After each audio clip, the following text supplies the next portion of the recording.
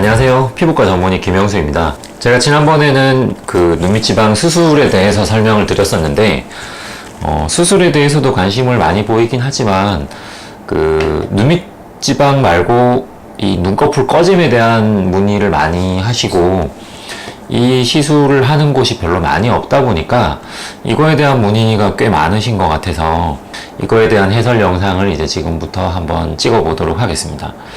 이분은 이제 눈꺼풀이 꺼진 것 때문에 저희 병원을 방문하신 20대 후반 여성분입니다. 지금 보면 이제 이렇게 쌍꺼풀이 있는 라인 위로 눈 꺼짐이 보이는데 보통의 경우에는 이제 왼쪽 눈꺼풀이 더 꺼지는 경우가 대부분인데 이분은 특이하게도 오른쪽 눈꺼풀이 조금 더 꺼져 있어요. 그래서 지금 보시면 정면을 본 사진에서 왼쪽에 있는 쌍꺼풀은 이렇게 뭐 정상적인 크기라고 생각할 수 있는데 오른쪽은 눈꺼풀이 꺼지면서 쌍꺼풀의 크기 자체가 조금 더 커졌어요. 이 눈꺼풀이 안으로 이렇게 뒤집어져서 이런 경우에 쌍꺼풀이 커지는 것 말고도 눈 뜨기가 불편하다, 눈 감기가 불편하다, 눈이 되게 피곤하다 이런 말씀들을 많이 하시거든요. 이런 경우에 이제 여기 필러를 집어넣어서 이 부분에 꺼진 걸 채워주면 쌍꺼풀 크기도 맞아지고 피곤한 것도 훨씬 덜해지게 됩니다. 눈을 감았을 때의 모습을 보는데 이때는 얼마나 꺼졌는지를 보기 위해서가 아니라 필러를 넣고 나서 얼마나 자연스럽게 들어갔는가를 보기 위한 기초자료 정도로 생각을 하면 될 거예요. 지금 보면 눈꺼풀 위에 꺼짐이 크게 보인다라기보단 특별히 뭔가 들어갔다, 이물감이 있다라는 느낌이 없는 정도로 생각을 하면 됩니다. 필러를 집어넣은 직후의 모습입니다. 지금 보면 조금 더 차올라 보이긴 하는데 이 차오른 느낌이 있긴 하지만 아직도 이렇게 고랑이 약간 보여요. 근데 이제 이렇게 고랑이 보이는데 자, 눈을 위로 봤을 때도 이렇게 눈꺼풀이 차올랐지만 고랑이 아직도 보이고 이렇게 눈을 감았을 때 사진을 보면 들어간 자국이 안 보여요. 지금 보면 여기 오른쪽 위는 약간 튀어나와 보이는 듯한 느낌이 드는데 주사를 하고 간혹 이제 금방 조금 붓는 현상이 생겨서 이런 게 보일 수는 있는데 이거는 필러가 뭉치거나 울퉁불퉁해지거나 이런 것들이 아니기 때문에 1, 2주 안에 부기가 빠지면서 다 가라앉게 됩니다. 제가 이제 말씀을 드릴 건 뭐냐면 이렇게 아직도 고랑이 남아 보이는데 그럼 왜 이렇게 남겨뒀는가? 이렇게 남겨둔 이유는 이 필러 자체가 물을 끌어당기는 성질이 있어요. 그 필러 성분이 히알루론산 성분이기 때문에 히알루론산 성분은 특징적으로 이제 물을 끌어당겨서 원래 주입한 양보다 조금 더 부풀어서 유지가 되는 경향들이 있거든요. 필러가 초기에 빠지는 양도 있긴 한데 보통 눈꺼풀 위 필러 같은 경우는 처음에 넣은 양보다 조금 더 부풀어서 유지되는 경향이 있어서 나중 최종적으로 되는 모습만큼을 처음에 너무 많이 채워버리면 그러면 나중에 굉장히 부풀어서 어색해 보일 수가 있어요. 그래서 처음에 집어넣는 양을 굉장히 잘 조절하는 게 중요하고요. 두 번째는 눈꺼풀 위에 이제 물론 필러를 집어넣고 나서 눈을 뜨고 있을 때는 잘 안 보이는 게 맞아요. 근데 이제 눈을 감았을 때 필러가 울퉁불퉁하게 보인다.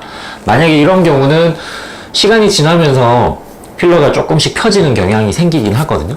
근데 가능하다면 이렇게 시술 직후에도 눈꺼풀 위에 뭔가 이렇게 드러나 보이는 게 없어야 나중에 굉장히 매끈하고 자연스러운 눈매가 돼요.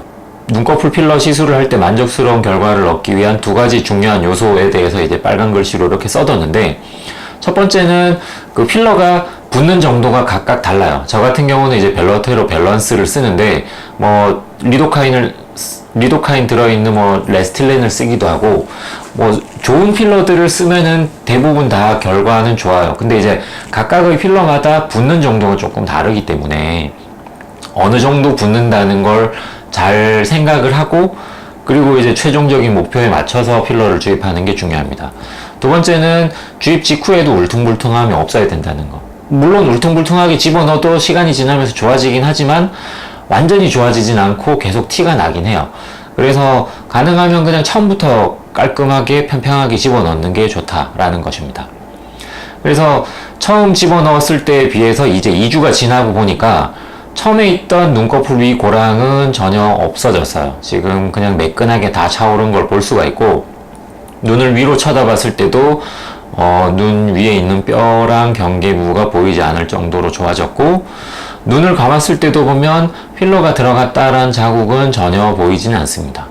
그래서 이거를 시술 전과 시술 직후 이렇게 2주 후 모습을 비교해 보면 그렇죠. 굉장히 많이 꺼져 있던 오른쪽이 차올라서 이렇게 팽팽해진 걸 볼 수가 있고, 이렇게 되면서 쌍꺼풀 크기도 맞아지는 게 보이죠. 그 직후에도 약간 맞아진 느낌이지만 2주가 지나니까 거의 굉장히 차이가 많이 났던 쌍꺼풀 크기가 이제는 맞아졌어요. 자, 눈을 위로 쳐다볼 때도 역시나 꺼짐이 없어졌고 쌍꺼풀 크기는 맞아졌고, 자, 이렇게 눈을 감았을 때 오히려 이제 꺼져 있을 때에 비해서 눈꺼풀 위가 이렇게 매끈해지니까 훨씬 더 뭐라 그럴까? 이때보다 오히려 더 뭔가 들어간 느낌 없이 자연스러운 눈꺼풀이 됐어요.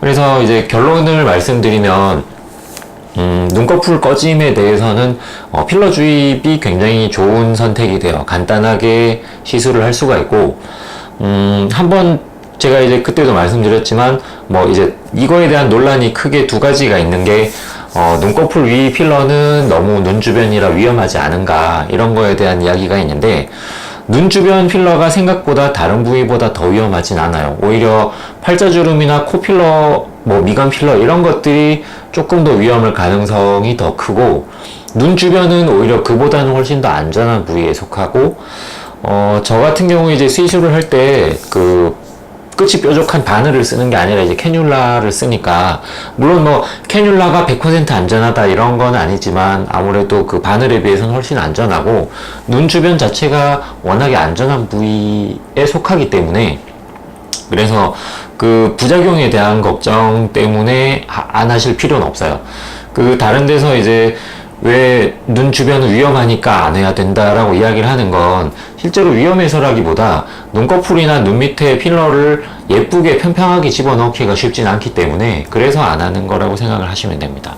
자, 그리고 두 번째는, 그러면 지방 이식이 나으냐 필러가 나으냐, 뭐 둘 다 잘하면 괜찮아요. 둘 다 잘하면 괜찮은데, 만에 하나 잘못해서 울퉁불퉁해졌을 때 필러는 녹일 수가 있지만 지방은 녹일 수가 없고, 그걸 만약에 제거하기 위해서는 다시 피부 절개하고 이렇게 수술로 제거를 할 수밖에 없어요. 수술로도 완전히 제거가 안 될 수도 있고, 물론 뭐 지방을 완전히 한 번도 실수하지 않고 평평하게 집어넣을 수 있는 분이 있다라고 한다면 지방이 좋다라고 말씀을 하실 수도 있겠지만, 제 생각엔 사람이 하는 거다 보니까 저처럼 이렇게 많이 하고 숙련이 됐다고 생각하는 사람도 가끔 그런 일이 생기는 걸 보면, 지방 이식으로 물론 좋을 수 있지만 그게 뭉쳐서 울퉁불퉁해졌을 때 어떻게 할 것인가, 이런 걸 조금 생각을 해보는 게 좋을 것 같습니다.